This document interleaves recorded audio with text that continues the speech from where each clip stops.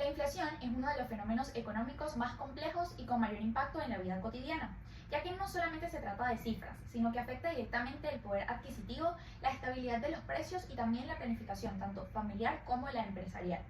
En el caso de Cuba, un país pues con un modelo económico y político muy particular, este fenómeno ha adquirido características propias que lo convierten en un desafío que es persistente tanto para la gestión pública como para el bienestar social.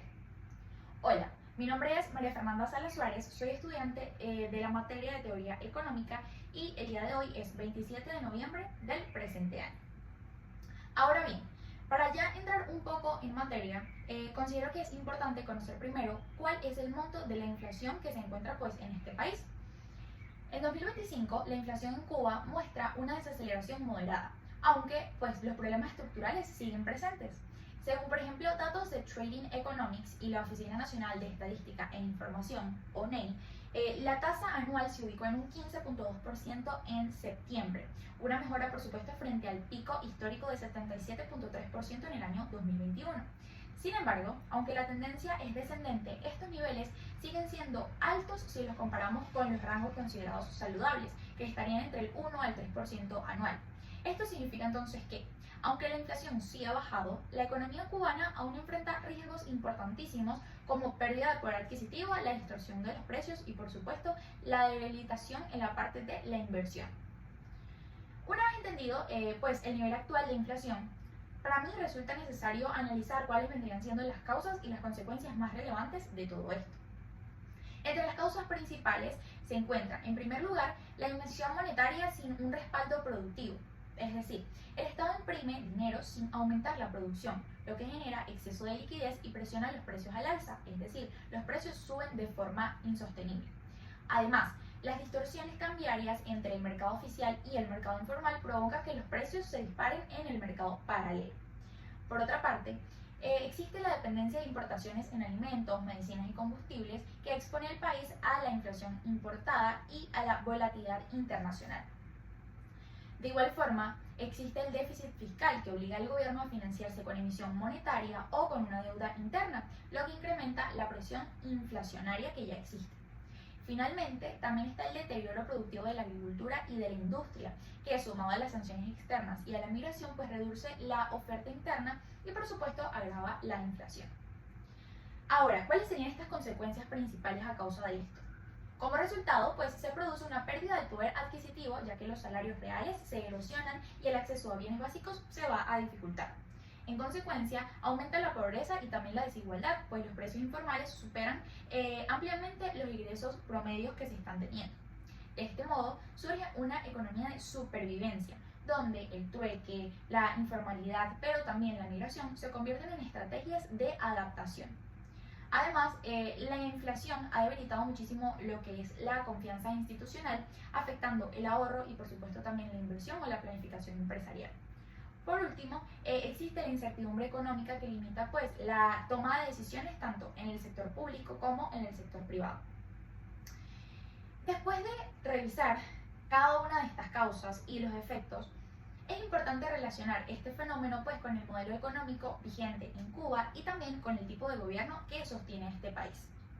Primero, Cuba mantiene un modelo socialista de planificación central, es decir, centralizada, donde el Estado controla la mayoría de los medios de producción, fija precios y administra el tipo de cambio que allí existe.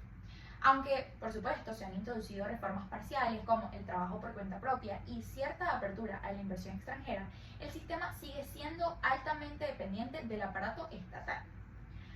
Y ahora, en cuanto al tipo de gobierno que dirige este país, Cuba tiene un régimen autoritario de partido único encabezado por el Partido Comunista.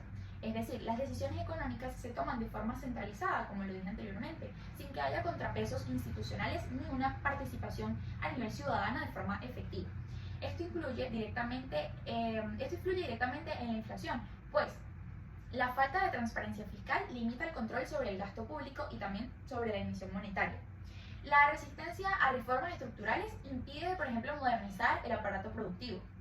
El control sobre la información económica nos dificulta muchísimo lo que vendría siendo el diagnóstico preciso y limita la confianza de los actores económicos.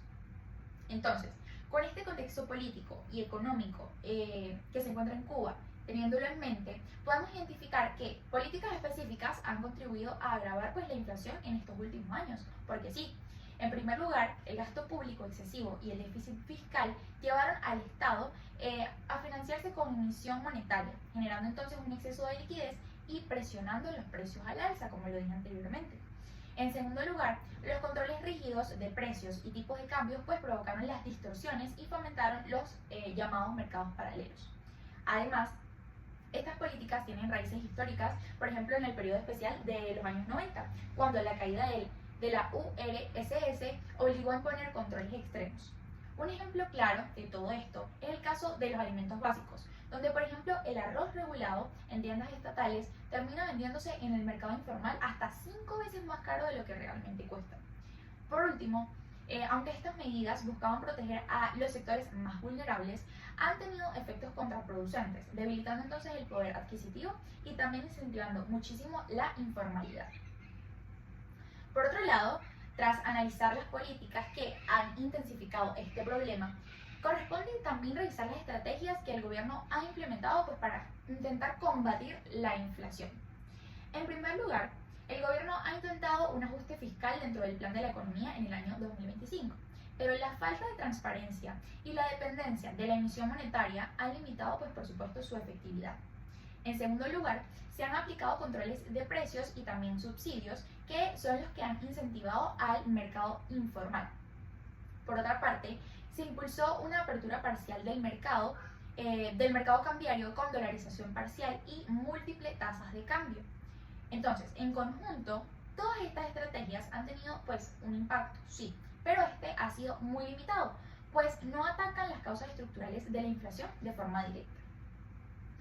Ahora bien, más allá de estas medidas, según mi opinión, ¿cuál ha sido el factor más determinante para que exista la inflación en este país? Para mí, el factor más decisivo ha sido la emisión monetaria sin que haya un respaldo productivo. Es decir, esto significa que el Estado imprime dinero para cubrir gastos y déficits, pero sin aumentar la producción de los bienes y servicios. Pero, ¿por qué es tan importante? Bueno, porque en una economía con baja productividad y escasez de oferta interna, más dinero circulando en el país no genera más productos, sino que va a generar más demanda. Esta demanda insatisfecha va a provocar que los precios suban de manera sostenida. Además de que el gobierno ha usado esta práctica como mecanismo para financiar el déficit fiscal, lo que crea un círculo vicioso en todo este proceso, que sería más emisión, más inflación, más déficit, pero también más emisión otra vez. Entonces, en el contexto cubano, donde el aparato productivo está realmente debilitado, yo considero que el acceso a divisas es muy limitado y los controles de precios distorsionan totalmente el mercado. Entonces, esta política se convierte en un motor directo de inflación, tanto en el mercado oficial como también en el mercado informal, que es lo que más deteriora este país. Y por último, la pregunta clave aquí es, ¿cómo podría Cuba salir de este ciclo de aumento acelerado de los precios? Para romper con este patrón inflacionario, en mi opinión, no basta con medidas superficiales o de corto plazo. Aquí se requiere una transformación que sea estructural, que combine reformas económicas con mayor transparencia institucional, que es lo que más se necesita. Algunas propuestas claves en todo esto incluyen disciplina fiscal real, es decir, reducir el déficit mediante una reestructuración del gasto público, priorizando inversión productiva sobre subsidios ineficientes. Además, reforma monetaria y cambiaria integral, es decir, unificar el tipo de cambio, eliminar distorsiones y garantizar acceso transparente a las divisas, lo cual estabilizaría los precios relativos en este país. De igual forma, la reactivación productiva, fomentar la producción nacional, especialmente en sectores estratégicos como sería la agricultura y la industria ligera, mediante incentivos, descentralización y apertura controlada al capital privado, que es sumamente necesario. Por otro lado, el fortalecimiento institucional, es decir, establecer mecanismos de rendición de cuentas y autonomía técnica en la gestión económica para evitar decisiones inflacionarias por razones políticas, como se ha conocido anteriormente. Es decir, en resumen, la inflación en Cuba no es solamente un problema monetario, sino el síntoma de un modelo económico que ha sido demasiado rígido y fiscalmente insostenible. Solo mediante una transformación profunda del modelo económico y una apertura institucional sostenida, considero que Cuba podrá revertir el ciclo inflacionario que afecta a toda su población. Entonces, en conclusión, la inflación en Cuba ha alterado los equilibrios económicos y dejado una huella profunda en la vida cotidiana, especialmente entre los más vulnerables. Cada alza de precios erosiona los ingresos, confianza y también la estabilidad, ampliando las brechas sociales y convirtiendo la supervivencia en una rutina. Por ello, cualquier solución efectiva debe ir más allá de los indicadores macroeconómicos y reconocer que detrás de cada cifra hay personas con necesidades sumamente urgentes. Entonces, el verdadero desafío en todo esto no está solo en estabilizar los precios, sino en transformar el modelo económico desde la raíz, haciéndolo más justo y capaz de responder a la necesidad que tiene el pueblo. La esperanza, sin embargo, en todo esto no está perdida. Esta reside en la capacidad de adaptación y creatividad de cada uno de los cubanos, así como en la voluntad política de abrir caminos nuevos y avanzar a pesar de todo. Al final de cuentas, una economía no se mide solamente por su crecimiento, sino por su capacidad de cuidar a quienes la habitan. Allí, o solo entonces, podremos hablar de una sostenibilidad real. Muchas gracias.